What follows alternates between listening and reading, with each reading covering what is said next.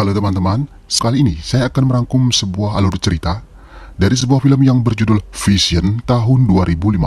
Film ini akan mengisahkan tentang seorang wanita yang bernama Evelyn yang tiba-tiba memiliki sebuah kemampuan di mana ia mampu merasakan sebuah firasat atau memiliki sebuah pandangan tentang apa yang akan terjadi di masa depan tentang dirinya dan sekitarnya. Namun kemampuan yang ia miliki malah dianggap sebuah halusinasi atau kegilaan sementara oleh orang sekitarnya, yang akhirnya malah membuat mereka semua dalam bahaya. Jadi biar nggak penasaran, kita langsung saja ke alur ceritanya. Film dimulai dengan seorang wanita yang baru tersadar di sebuah ruang gawat darurat. Wanita ini bernama Evelyn. Evelyn baru saja mengalami kecelakaan yang membuatnya ada di rumah sakit tersebut. Di sana ia juga didampingi oleh suaminya yang bernama David.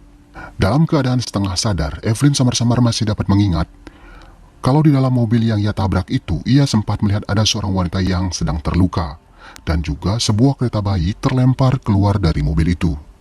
Ia pun menanyakan hal itu pada suaminya, tapi suaminya menyuruhnya agar beristirahat. Setahun pun berlalu sejak kejadian itu. Evelyn dan suaminya meninggalkan Los Angeles dan mencoba keberuntungannya menjadi seorang pengusaha di bidang pembuatan wine. David kemudian membeli beberapa hektar lahan di sebuah daerah perbukitan di lereng bukit Paso Robles. Pagi itu setelah berberes-beres, Evelyn mencari suaminya yang saat itu sedang berada di kebun. Di tengah jalan ia melewati sebuah tempat yang sepertinya bekas sebuah bangunan tua yang telah dirobohkan. Di sana juga ia melihat sebuah kolam yang anehnya setelah sekian lama bangunan tersebut dirobohkan penghuninya, kolam itu masih ada airnya. Beberapa saat setelah itu, sampailah ia di kebun. Ia mendapati suaminya sedang bersama seorang petani lain yang bernama Emilio. Ia pun kemudian diajak berkeliling oleh suaminya di kebun anggur tersebut dan diperlihatkan hamparan kebun anggur yang baru ia tanam. Setelah itu, ketika Evie sedang berada di dapur, ia merasakan tiba-tiba ada semacam aura di rumah tersebut. Tapi perasaan itu tiba-tiba hilang. Di malam harinya, mereka mengadakan sebuah syukuran sekaligus perkenalan dengan beberapa petani anggur di sana. Mereka pun disambut baik oleh warga di sekitar itu. Dan seorang tokoh masyarakat yang bernama Victor mempersilahkan David dan Evelyn mencicipi wine terbaik yang dibuat pertama kali di daerah tersebut pada tahun 1889. Beberapa saat setelah itu, Evelyn melihat seorang wanita datang ke rumahnya. Wanita ini bernama Helena. Dia adalah salah satu distributor anggur yang cukup terkenal di daerah itu. Evelyn kemudian menghampirinya dan memperkenalkan dirinya pada Helena.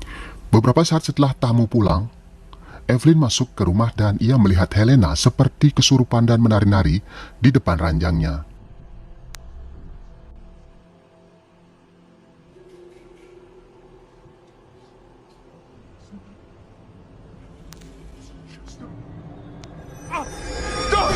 Ia nampak marah ketika Evelyn mencoba menyadarkannya. Ia pun kemudian pergi bersamaan dengan David masuk ke dalam rumah. Menjelang mereka tidur, Evelyn menceritakan kejadian itu pada David. Evelyn merasakan Helena adalah wanita yang sedikit berbeda. Selain karena kejadian tadi, Helena juga mengetahui saat ini Evelyn sedang mengandung. Padahal seingat mereka berdua, tidak ada yang tahu tentang kehamilan Evelyn. Malam harinya tiba-tiba ia terbangun dan mendapati tangannya penuh darah. Selain itu perutnya juga sudah membesar. Saat ia membuka selimutnya, darah sudah memenuhi perutnya. Setelah itu sandaran di ranjangnya pun ikut-ikutan bergerak sendiri.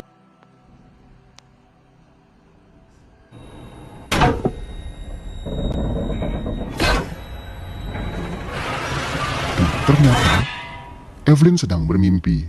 Di pagi harinya Evelyn mengunjungi dokter kandungannya. Di sana ia bercerita bahwa belakangan ini ia sering mimpi buruk dan dokter pun menganjurkan agar ia mengikuti kelas senam yoga hamil di kota itu untuk merilekskan tubuh dan jiwanya. Sesampainya ia di kelas, ia pun diperkenalkan oleh instrukturnya ke praktisi yang lain. Instruktur yoga tersebut kemudian menyuruh Evelyn rebahan dan meminta teman-teman di kelas tersebut untuk menyalurkan energi positif pada janin Evelyn. Pada saat proses berlangsung, tiba-tiba salah seorang wanita di sana tertawa kecil melihat proses tersebut. Wanita ini bernama Sadie. Mereka pun kemudian berkenalan dan pulang bersama-sama. Ia kemudian pergi ke tempat bangunan tua itu dan entah karena apa, perhatiannya tertuju pada sebuah kolam. Dari air kolam, tiba-tiba ia melihat sebuah bayangan terpantul di air kolam.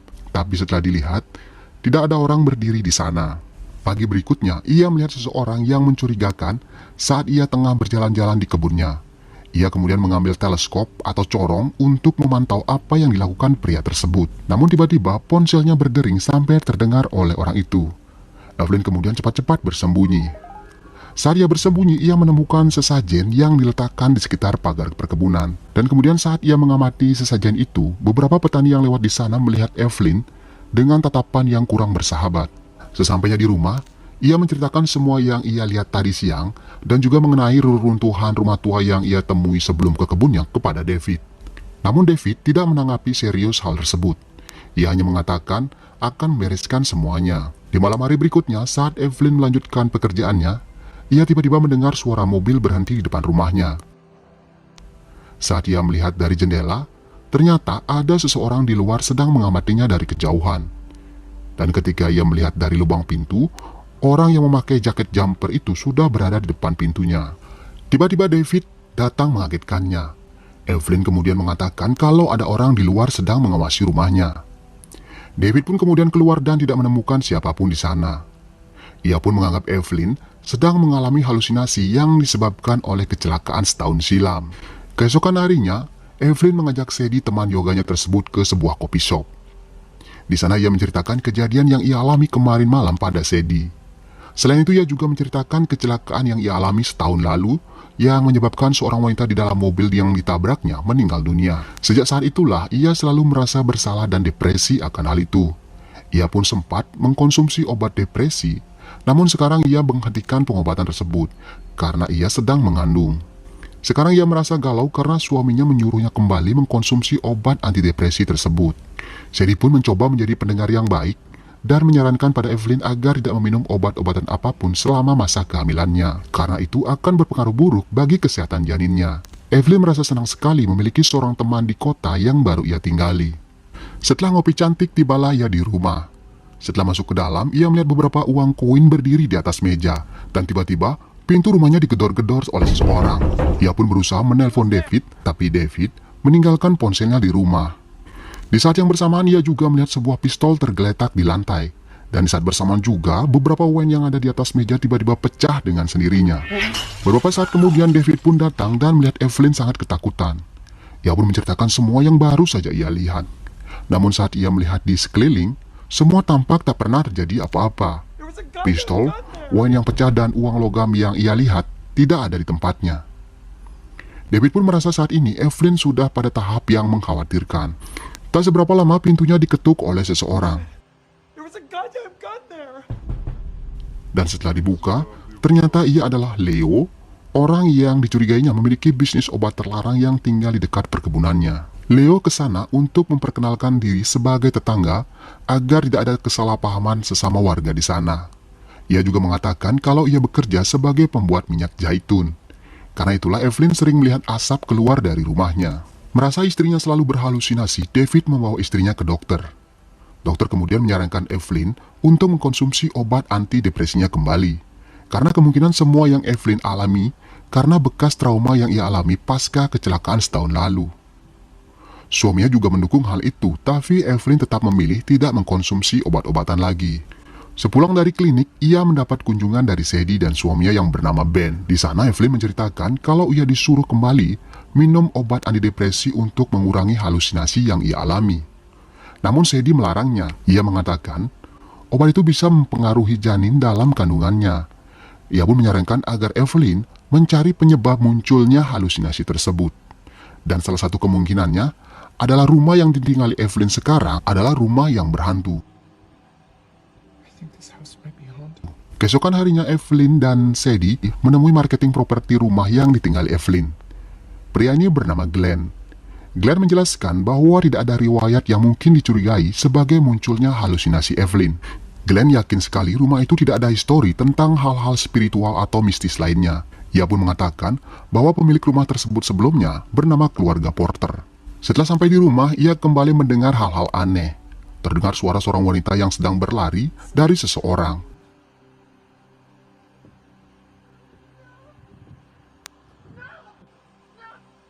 Dan beberapa saat kemudian terdengar juga suara tembakan.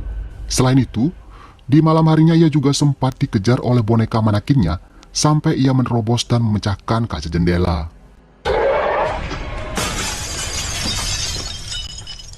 Setelah memeriksakan dirinya ke dokter kembali, akhirnya tidak ada pilihan lain selain mengikuti anjuran dokternya, yaitu minum obat antidepresinya kembali yang diresepkan oleh dokter. Evelyn pun mulai mengkonsumsi obat depresinya secara teratur, hingga halusinasi yang sering muncul itu tidak pernah datang kembali.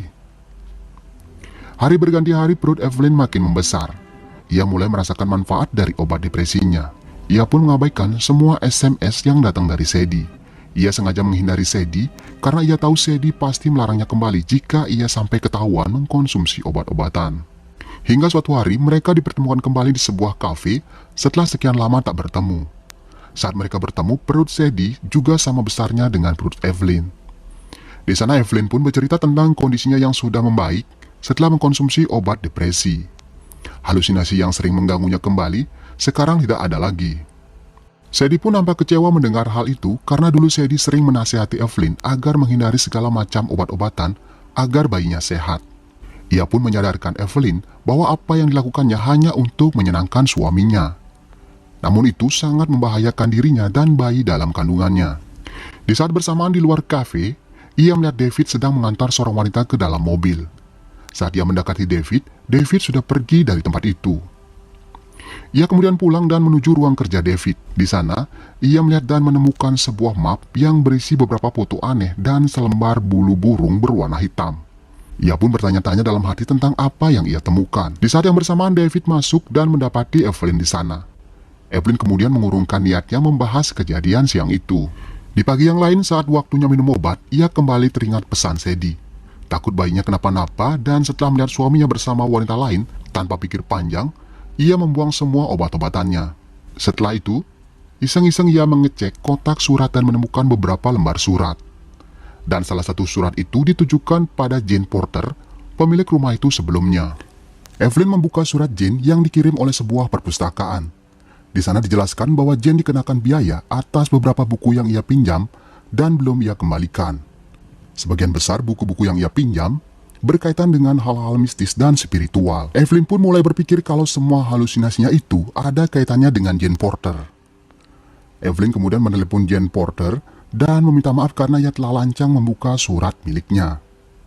Evelyn pun menjelaskan semua penampakan yang ia lihat sejak ia tinggal di rumah itu pada Jane.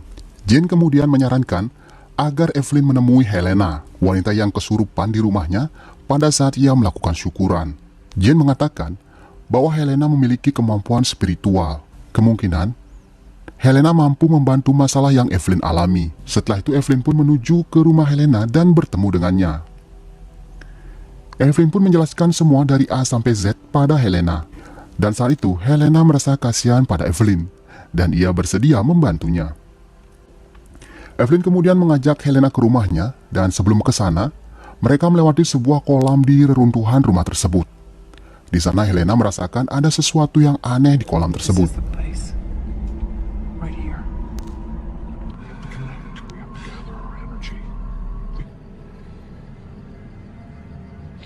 Ia lalu meminta Evelyn berkonsentrasi dan tiba-tiba penampakan muncul dari dalam kolam.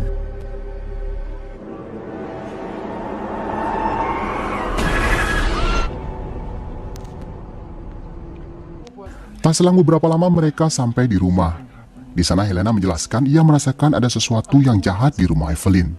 Setelah itu tiba-tiba Helena mendapatkan telepon dari anaknya. Helena kemudian meminta waktu pada Evelyn untuk ditinggal sebentar.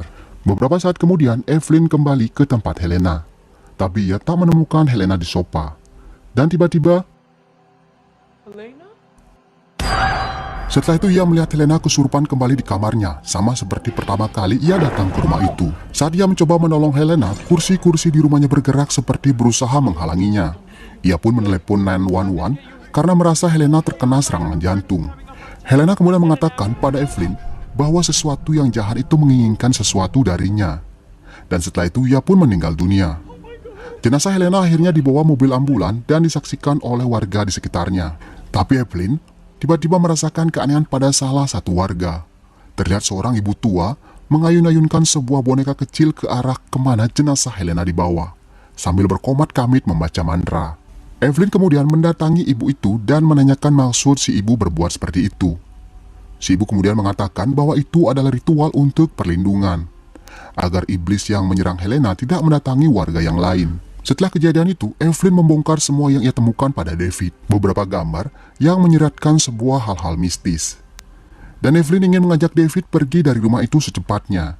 Karena Helena dan ia sudah melihat sendiri bahwa rumah itu ada penunggunya. Dan iblis itu sedang mengincar nyawa Evelyn dan kandungannya. David pun menjelaskan kalau semua gambar itu adalah ritual dan sajian yang dilakukan petani di Emilio agar tanah mereka subur dan bebas dari hama.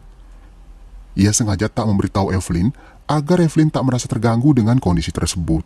Selain itu, ia tidak bisa meninggalkan tempat itu karena semua sisa tabungannya sudah ia investasikan di rumah yang ia tinggali sekarang dan kebun anggurnya. Karena tidak menemukan jalan keluar dari pembicaraan tersebut, Evelyn dengan sangat terpaksa akhirnya pergi meninggalkan suaminya. Ia pun sempat berkabar pada temannya yang bernama Sadie bahwa ia akan kembali ke Los Angeles. Sebelum ke LA, ia mengunjungi sebuah tempat pembuatan anggur di daerah itu. Karena beberapa waktu yang lalu, ia sempat melihat wine yang dibuat pada tahun 1800 ada di rumahnya. Dan ia tahu pasti bahwa cuma ada satu orang, yaitu Victor, yang memiliki wine jenis seperti itu. Ia pun pergi ke rumah Victor dan di sanalah ia bertemu dengan Victor. Ia pun diajak ke gudang wine miliknya.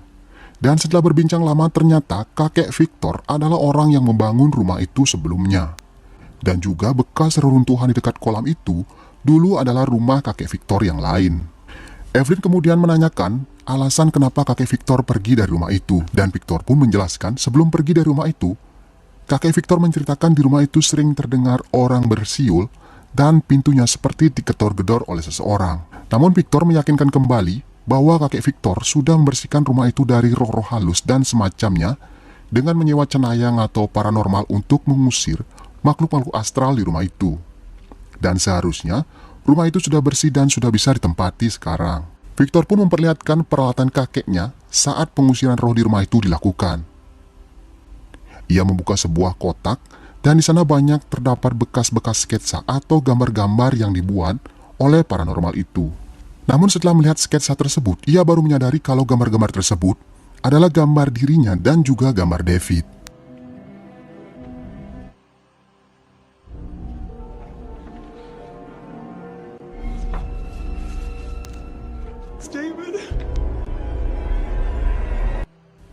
Ia kemudian menelpon David agar cepat-cepat pergi dari rumah itu, karena sekarang ia dan suaminya dalam keadaan bahaya.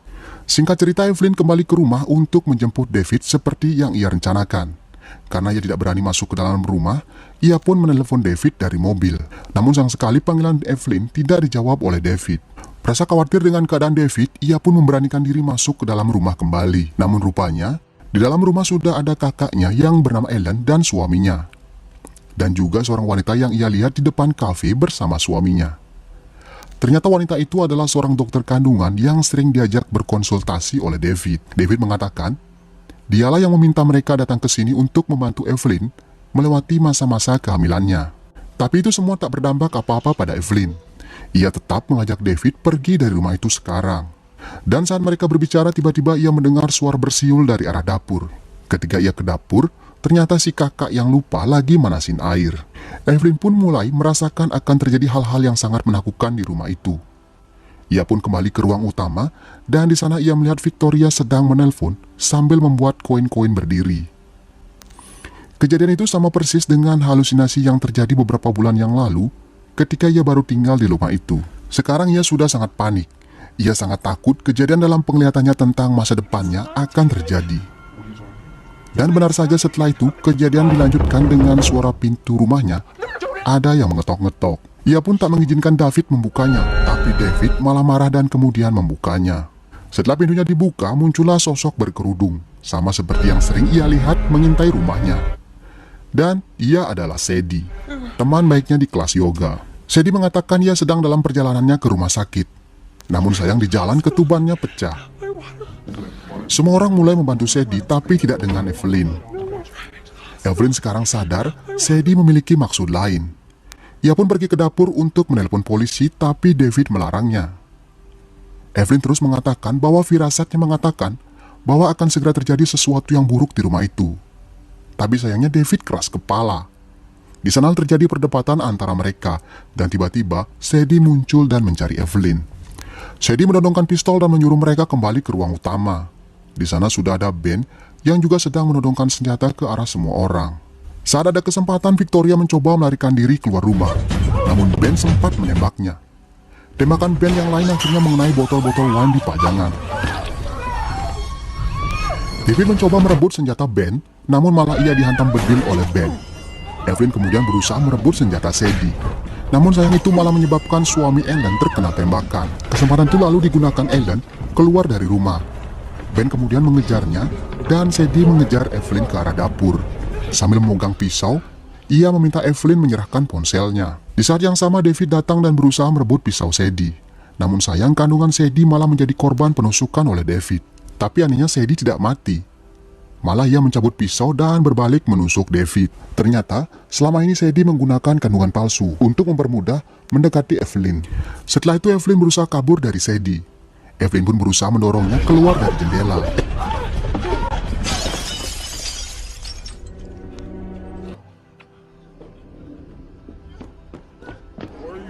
Evelyn kemudian keluar, namun di sana ia melihat Ben sudah siap menghabisi Ellen.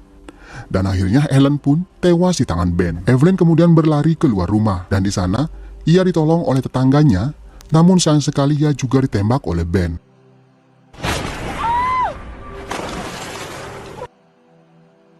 Akhirnya Evelyn pun berhasil dilumpuhkan.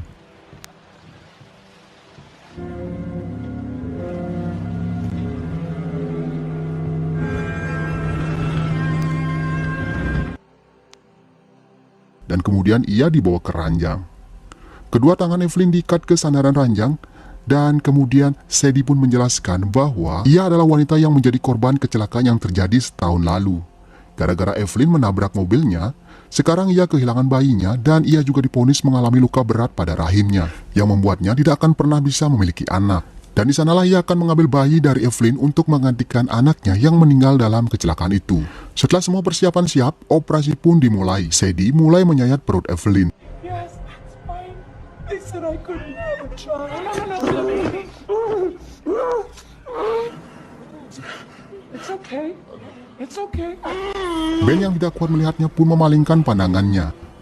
Dan di saat itulah, entah mendapat kekuatan dari mana, Evelyn dengan kekuatannya berhasil menarik dan mematahkan besi sandaran ranjangnya dan menggunakannya mengorok leher Sadie.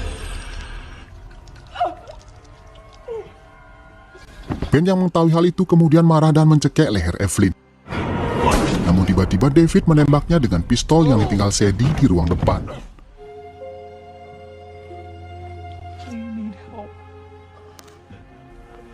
Mereka pun akhirnya selamat dan film pun diakhiri dengan memperlihatkan si maklar properti yang sedang menjual rumah bekas David pada seseorang.